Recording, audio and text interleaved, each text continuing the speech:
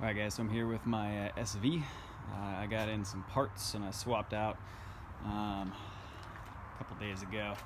I'll pop the video up for that here if I haven't played it already. It appears to be shifting. I'm not sure which of the parts exactly was wonky, but I think I'll walk through that in the video where it's cracked open. But got the side back on with a new gasket.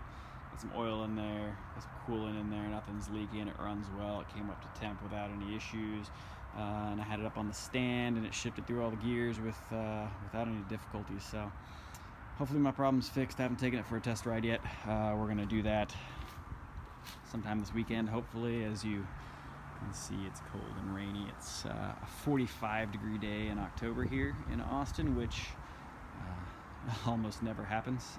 It was 90, was it 90? I think a couple days ago, and it dropped, but that happened across most of the country this week. So we're not unique, but it's freaking cold for Austin. So I haven't taken it for a ride yet. Hopefully, either tomorrow or this weekend, I can at least take it around the parking lot, make sure it is shifting appropriately, and then move forward with fixing all its little quirks. But that's it for now. Like I said, I'll pop up a video of me shifting through the gears on it. Just a little caveat on that. I popped it into all the gears and got the wheel going with it up on the stand. Don't do that. I was just doing that to see if it would work. I knew it would work, see if it would shift appropriately.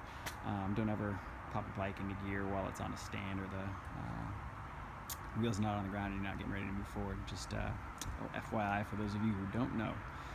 That's it for now. Hopefully my shifting issues for this thing are fixed, and catch you guys next time.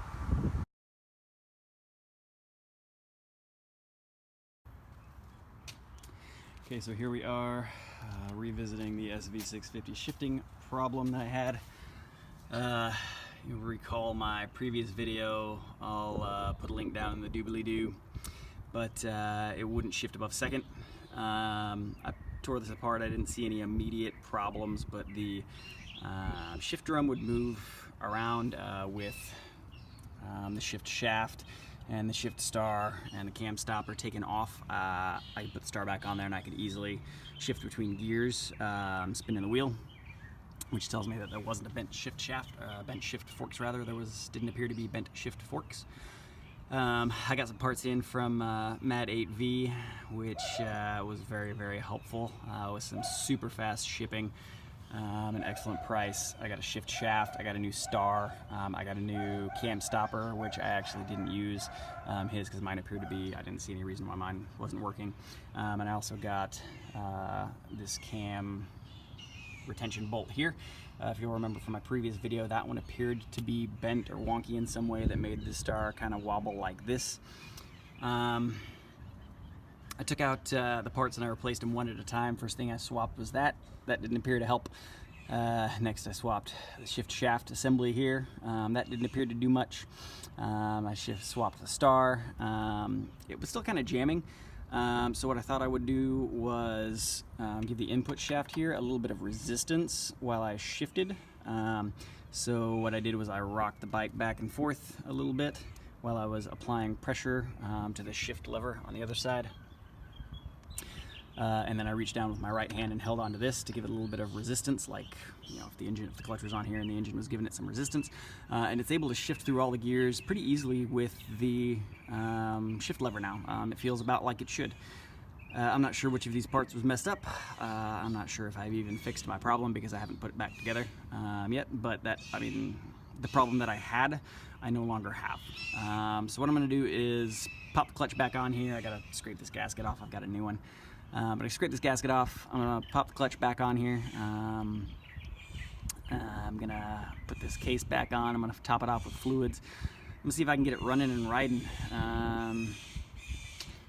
This isn't a real good solution video because I didn't find exactly what the problem was. Nothing appeared to be super wonky, out of spec. This shift shaft plate here, this cam plate, ratchet plate, whatever it's called, looks a little bit different from the one that was in there. It reportedly is from a second gen SV. This is the one that I pulled out. As you can see, it's not